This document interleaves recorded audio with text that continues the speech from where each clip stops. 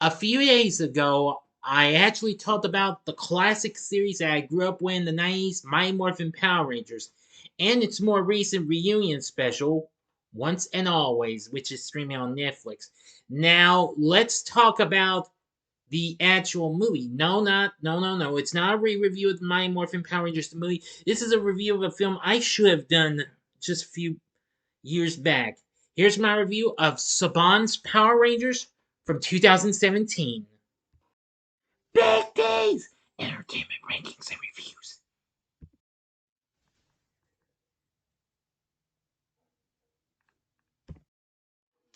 So, greetings, my fellow YouTubers, and welcome to Big D's Entertainment Rankings and Reviews.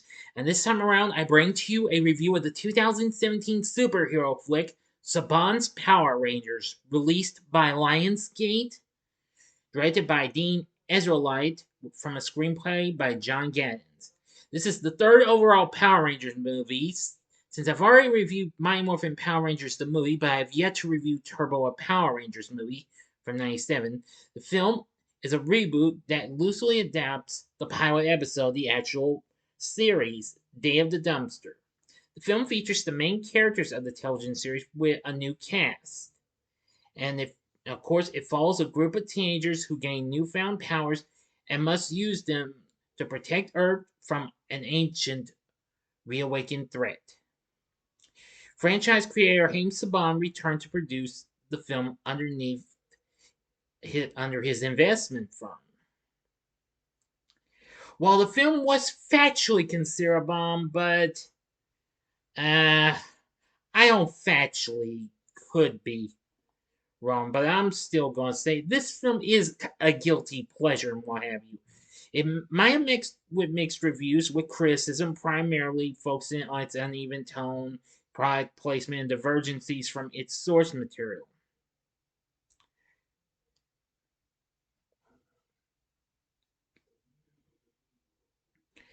Anyway,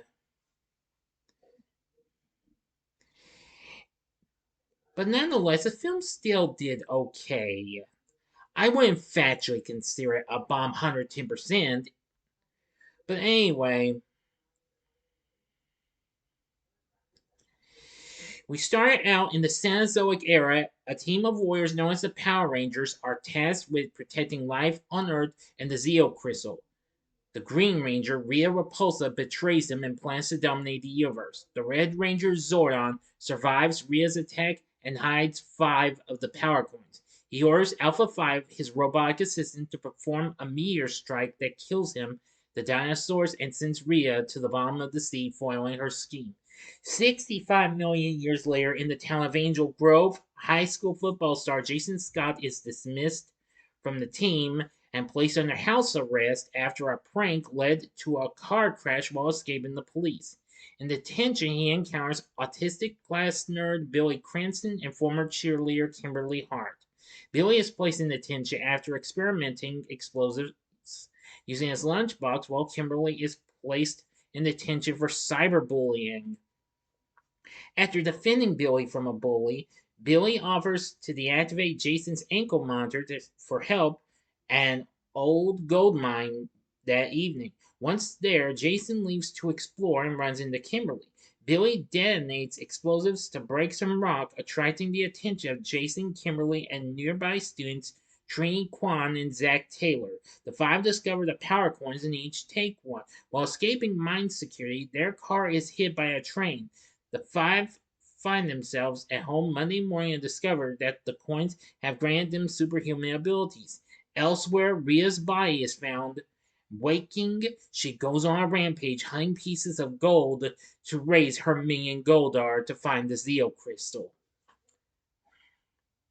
And the 5 teenagers return to the mine and discover an ancient spaceship where they meet Alpha 5 and Zoran's consciousness. They inform the teenagers about the Rangers' history and Rhea, warning that they have less than 2 weeks until Rhea has her full power, finds the Zeo Crystal, and uses it to destroy life on Earth. Zoran pleads with Jason to convince them to help. Anyway, that's all the story I want to give to you. Considering they say it's a bomb, I'm just not going to give you the whole story in Miami. So So they get into action, but well, they kind of do run into some issues and what have you. And to inspire them, Alpha reveals the Zords. And well, soon they manage to encounter Rita and then take on Goldar and an army of putties.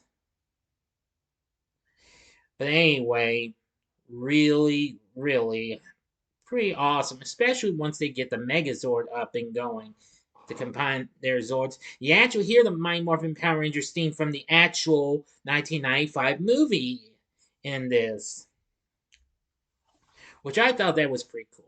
But what did I think of Power Rangers? Well, while it might not be as big as Mighty Morphin Power Rangers was long ago, it tried to do its extreme best and what have you.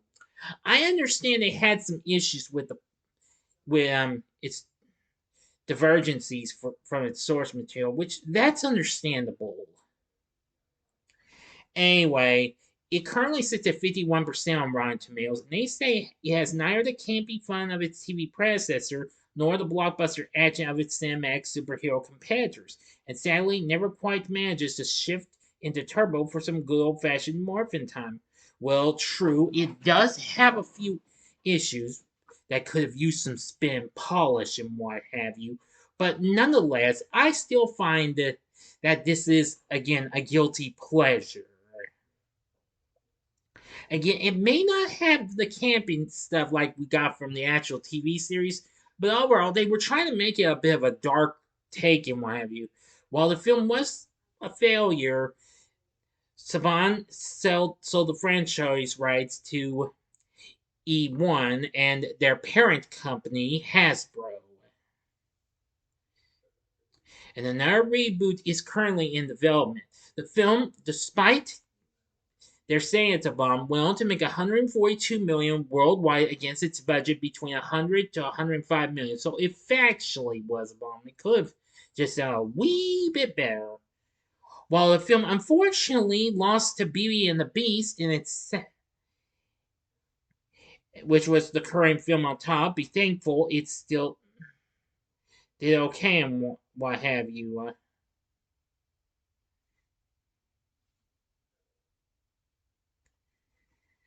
And well, there and well, the director said that the film's rating, which was PG-13, probably contributed to the film's underperformance.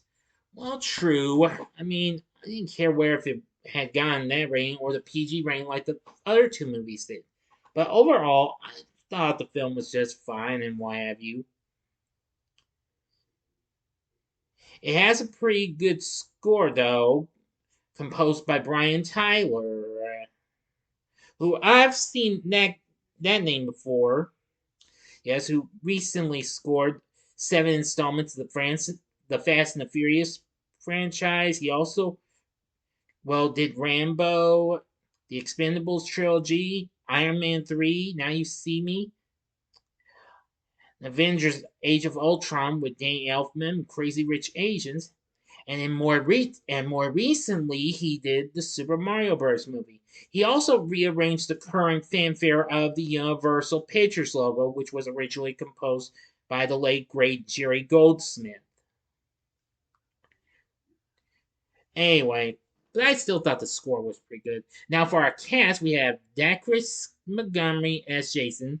Well, he wasn't too bad. Naomi Scott played Kimberly, and I will say she was good. Of course, that's the gal who would go on to play Princess Jasmine in Disney's live action take on Aladdin, which I will be reviewing next month, considering I did a rant, but that was only when I saw the trailers, okay?